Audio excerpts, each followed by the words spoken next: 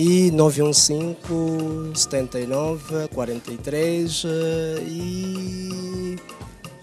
Pronto, esqueci o último. Vamos lá para o Tilo, então, mano. A câmera dele tem esse efeito. Não, Osvaldo, faz. Bem, Tilo vai propriamente para a minha família, família Cabea, vai para a família Paquete, para a minha querida filha Benildes e para o coletivo de artes Os Avós do Teatro. E se esquecer o pessoal do Prenda, da Gameca. Vamos ouvir então agora o poeta desconhecido, uma salva de palmas. Para ele, essa é a rúbrica Momento de Poesia.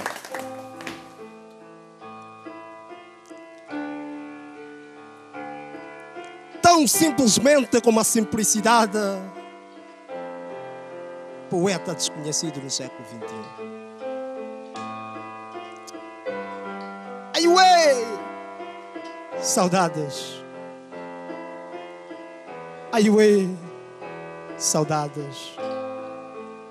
Saudade das lembranças e remorso dos gananciosos. Da Dipanda quando não era só Luanda nem Nova Lisboa. Do Quimbucuia quando o dinheiro não era só o Kwanza nem Golar. Saudades do povo que transitava águas da Cacimba e a manivela que jorrava águas na bananeira criando rios e lagoas. E todos mergulhavam na Bahia que deixou saudades. Aí o Dudu era matete, mas obrigavam-lhe a falar o quimbundo na nossa velha Caçás Mona Quimbundo. Avó materna do Monangambé. Ai ué, ai ué, saudades. Saudades do Malajinho que não pagava renda. Da Sulana que dialogava com sotaques de obediência. E do Caluanda, rei das magias, que vestia feito muçulmano. Saudade das viagens às lundas, aonde o mercado concorrente era maiombola. E isto amedrontava o povo da banda. Mas as raparigas já desfilavam de top e saias semidecentes.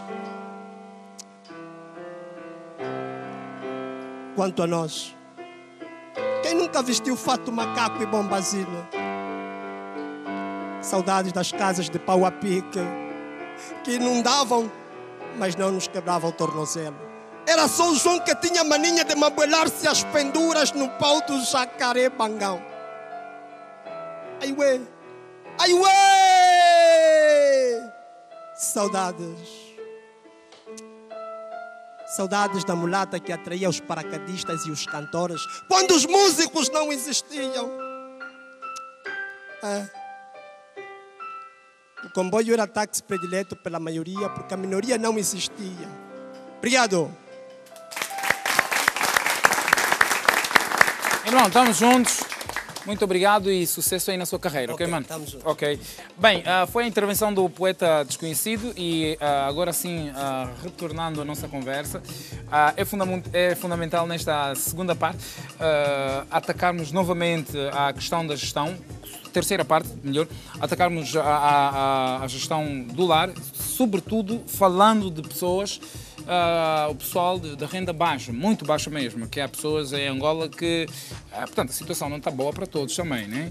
Então é para essas pessoas que se calhar adiantava aqui darmos sugestões de como gerir em tempo de crise o pouco que têm com a família que possuem. Isso é tudo uma questão de... Isso é um ciclo.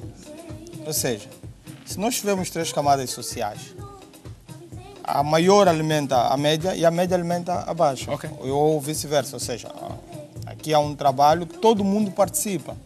Todos participam. E todos, de uma forma direta ou indireita, acabam sendo beneficiados.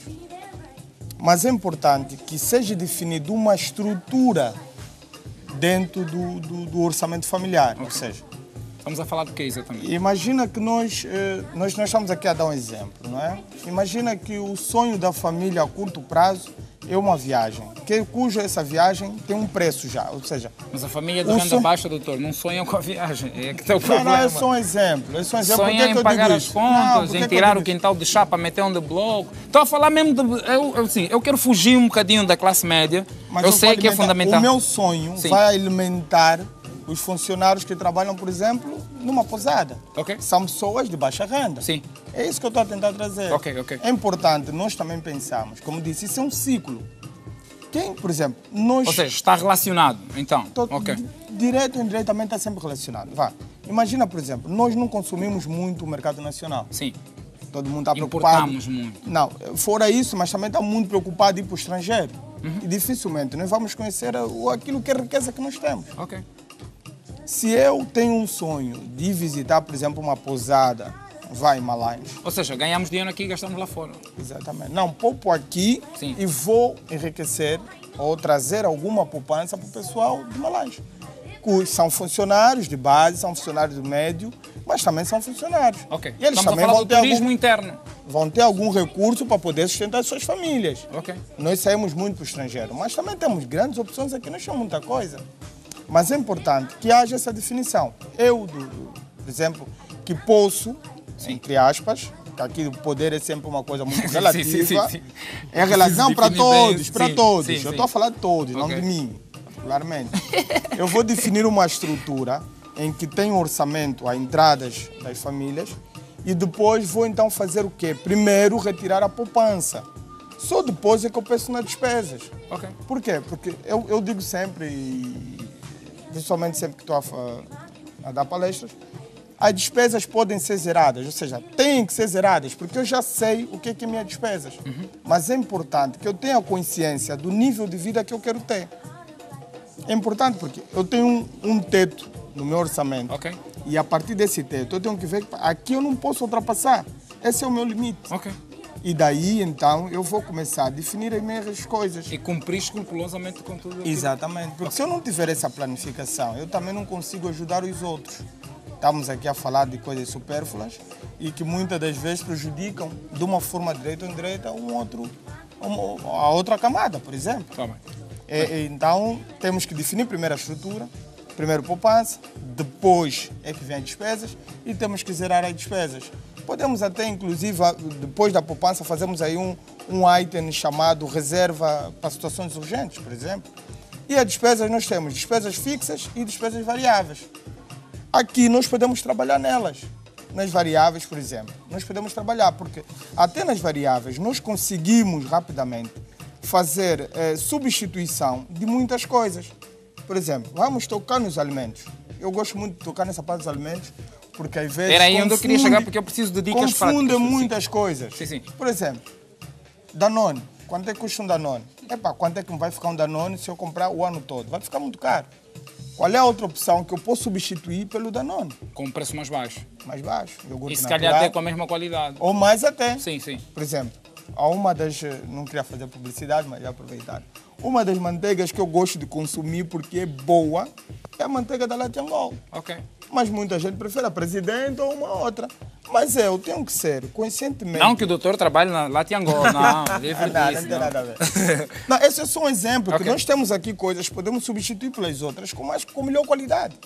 Aí está a forma como nós podemos repensar nos nossos custos. Parar, sentar com a família e definirmos o que é que nós queremos. Eu vou dar um exemplo. Imagina que o seu filho quer comprar um videogame.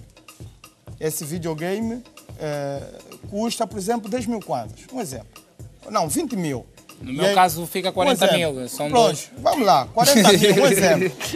Vamos até os 40 mil. Sim. Mas a energia e a água estão a nos consumir por mês 10 mil kwanzas. Por disciplina, como pai, você diz, pá, pronto, você quer um videogame, é assim, vamos sentar todos, nós estamos a gastar de energia e água por mês 10 mil kwanzas. Ok. Eu quero a participação de todos para poder comprar o videogame daqui a X tempo. O que é que vai acontecer? Os miúdos vão começar a pagar lâmpada. Por quê? Porque essa disciplina que o pai está a trazer de poupança, que é para poder atingir o sonho que ele tem. Poupa na Tem energia, um poupa videogame. na água e Acabou, diminui resolveu a o conta da problema. água e da luz. Sim. E tem um videogame, ou seja, temos que também trazer os nossos filhos hoje nessa nova realidade. As pessoas, nós temos, habituá-los desde cedo à nós cultura da temos poupança. muito medo de trazer os filhos sobre nossos assuntos. Tá bom. Isso é um grande erro. Deixa passar a palavra novamente ao Dr. Bragança para falarmos aí da questão de lista prioridade, né, para a lista de compras, por exemplo, lá para casa, aquilo que é mesmo necessário. Falou muito bem o Dr. Samuel na questão das marcas. Quando se trata de alimentação, as marcas às vezes também por uma questão da aparência. Não, o meu colega quando ir para a minha casa abrir a geladeira tem que ver que é isso, ou tem iogurtes da marca X. Isso tem que ser passado um bocadinho para trás. Sim, realmente, quem quer ter sucesso em termos financeiros não pode ir pelo jogo da aparência, porque essa é uma abordagem que no curto prazo pode nos dar algum prestígio, mas a médio e longo prazo vai contra nós. É como um laço, uma armadilha, ficamos presos. Então, o que é necessário aqui nesse caso? Falou bem. O primeiro ponto, independentemente do nível onde nós estamos, quando nós recebemos o salário, um outro rendimento, primeiro temos que fazer um pequeno orçamento, uma listagem dos itens que nós devemos comprar durante o mês. Essa é a chave, porque isso permite com que nós... Desde a primeira necessidade para casa. Exatamente. Quando nós fizemos isso, racionalizamos melhor o dinheiro. Algumas pessoas podem dizer, não, mas vou perder 15 minutos para planificar o que é que eu vou comprar. Pois bem, aqueles 15 minutos podem valer milhares de kwanzas. É verdade. Então é importante que antes de começarmos a gastar, temos que anotar o que é que nós vamos gastar durante o mês. Ok. Essa é a chave. Esquecer roupas todos os meses, não há necessidade de se comprar roupa todos os meses. E é engraçado, quando nós fizemos esse exercício do orçamento... Mobília de 6 em 6 meses... Nós racionalizamos porque descobrimos onde é que nós estamos a gastar de forma supérflua. Sim. Porque isso de receber o salário e começar a fazer compras por impulso, isso é um grande perigo. Não há dinheiro suficiente, aliás, a não ser que seja um milionário, né? Mas não há dinheiro suficiente para cobrir as nossas necessidades. E os milionários são os que mais poupam. Olha, é um bom exemplo. É só para vermos onde é que eles chegaram, né? Quer dizer que tem que haver alguma racionalização. Okay. Quem realmente não poupa não vai ter sucesso. Então, a base inicial é fazer uma listagem dos itens. E é engraçado, ainda que o nosso salário seja muito reduzido, vamos, já que o BV disse um desafio para a base mesmo, um salário de 30 mil kwanzas, aparentemente é insignificante. Mas ainda assim, depois de nós fazermos uma pequena listagem, quanto é que vamos gastar com a alimentação? 10 mil kwanzas? 15 mil?